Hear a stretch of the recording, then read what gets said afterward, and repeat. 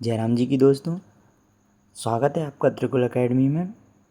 आज हम जानेंगे परिसीमन विधेयक। परिसीमन विधेयक इसके अंतर्गत केंद्र सरकार ने लोकसभा की सदस्य संख्या, जो मौजूदा सदस्य संख्या है वह कितनी है, 543 से 550 करने के लिए परिसीमन विधेयक 2026 का प्रस्ताव पेश किया है। इसके अंतर्गत केंद्र सरकार ने परिसीमन विधेयक 2026 का प्रस्ताव पेश किया है, जिसके तहत लोकसभा की सदस्य संख्या में वृद्धि मौजूदा संख्या है 543 से बढ़ाकर 850 सदस्य, जिसमें राज्यों से संख्या रहेगी वह है कितनी है, 515, एवं केंद्र शासित प्रदेशों से जो संख्या रहने वाली है वह है 35 की जाएगी। यह परिसीमन अधिनियम 2002 को निरस्त करके उसकी जगह लेगा। ये आप पॉइंट ध्यान रखें कि 2002 को निरस्त करके यह उसकी जगह लेगा। ठीक है। इसके बाद केंद्र सरकार एक परिसीमन आयोग का गठन करेगी। कौन गठन करेगा? परिसीमन आयोग का गठन केंद्र सरकार करेगी, जिसकी अध्यक्षता ऐसा व्यक्ति करेगा जो सर्वोच्च न्यायालय का न्यायाधीश है या वह रह चुका है। ये आप ध्यान रखें कि सर्वोच्च न्यायालय का न्यायाधीश वर्तमान में है या जो रह चुका है, उसकी अध्यक्षता करेगा परिसीमन आयोग की। इसके बाद अगला पॉइंट है आपका, डीसी लोकसभा और राज्य विधानसभाओं में सीटों के आवंटन को फिर से समायोजित करेगा और नवीनतम जनगणना के आंकड़ों के आधार पर निर्वाचन क्षेत्रों की सीमाएं फिर से निर्धारित करेगा। एक बार इसको और जान लें आप थोड़े ध्यान से। जो डीसी लोकसभा और राज्य विधानसभाओं में सीटों के आवंटन को फिर से समायोजित करेगा, अर्थात पुनः समायोजित करेगा, और नवीनतम जनगणना के आंकड़ों के आधार पर, जो नवीनतम जनगणना रहने वाली है उसके आधार पर निर्वाचन क्षेत्रों की सीमाओं को फिर से निर्धारित करेगा। ठीक है। अब इसके बाद अगला पॉइंट है आपका, परिसीमन क्या है। तो चलिए परिसीमन क्या है इसके बारे में जानते हैं। परिसीमन का तात्पर्य लोकसभा और विधानसभाओं के कौन कौन दो हैं, इसमें लोकसभा और विधानसभाओं के प्रत्येक राज्यों में सीटों की संख्या और प्रादेशिक निर्वाचन क्षेत्रों की सीमाओं के पुनर्निर्धारण की प्रक्रिया से है।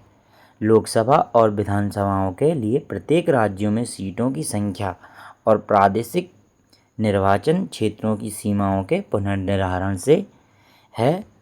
इसके बाद अगला है आपका परिसीमन आयोग। परिसीमन आयोग क्या है?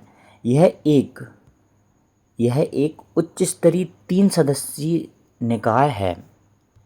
यह कितने सदस्यीय निकाय है? ये आपका बहुत इम्पोर्टेंट पॉइंट रहने वाला है। तो 3 सदस्यीय निकाय है, जिसके आदेश कानूनी रूप से बाध्यकारी हैं तथा किसी भी न्यायालय के समक्ष उन पर प्रश्न नहीं उठाया जा सकता है। यह एक उच्च स्तरीय 3 सदस्यीय निकाय है, जिसके आदेश कानूनी रूप से बाध्यकारी हैं तथा किसी भी न्यायालय के समक्ष उन पर प्रश्न नहीं उठाया जा सकता है। अगला है, इसमें सर्वोच्च न्यायालय या उच्च न्यायालय के 2 न्यायाधीश शामिल होते हैं। इसमें सर्वोच्च न्यायालय एवं उच्च न्यायालय के 2 न्यायाधीश शामिल होते हैं, जिनमें से एक को केंद्र सरकार द्वारा अध्यक्ष नियुक्त किया जाता है, और जो दूसरा है वह मुख्य चुनाव आयुक्त पदेन सदस्य होता है। एक जो होता है वह केंद्र सरकार द्वारा नियुक्त होता है, और जो दूसरा है वह मुख्य चुनाव आयुक्त पदेन सदस्य होता है। ठीक है। इसके आदेश लोकसभा और राज्य विधानसभाओं में प्रस्तुत किए जाते हैं, लेकिन उन्हें संशोधित नहीं किया जा सकता। यह आप पॉइंट नोट कर लें। इसके आदेश जो हैं लोकसभा और राज्य विधानसभाओं में प्रस्तुत किए जाते हैं, लेकिन उन्हें संशोधित नहीं किया जा सकता है। अगला जो पॉइंट है आपका, इन्हें सिविल न्यायालयों की शक्तियाँ प्राप्त होती हैं। इन्हें जो है सिविल न्यायालय की शक्तियाँ प्राप्त होती हैं।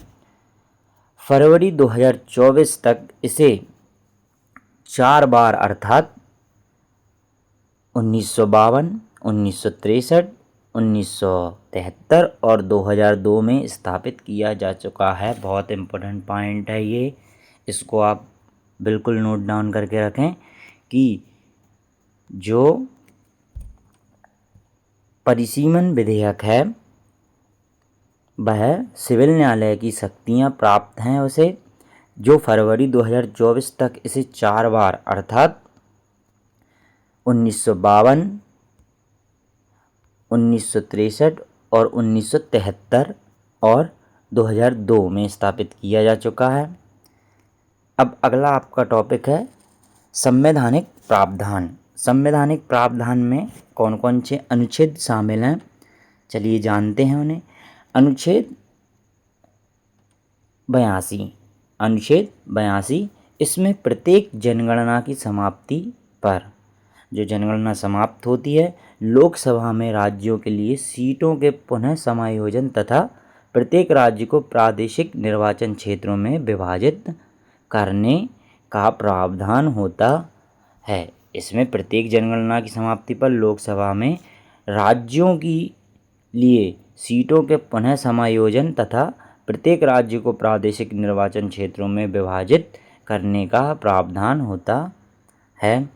जो अगला इसका अनुच्छेद है वह है आपका अनुच्छेद 170। इसमें विधानसभाओं की संरचना के बारे में प्रावधान किया गया है।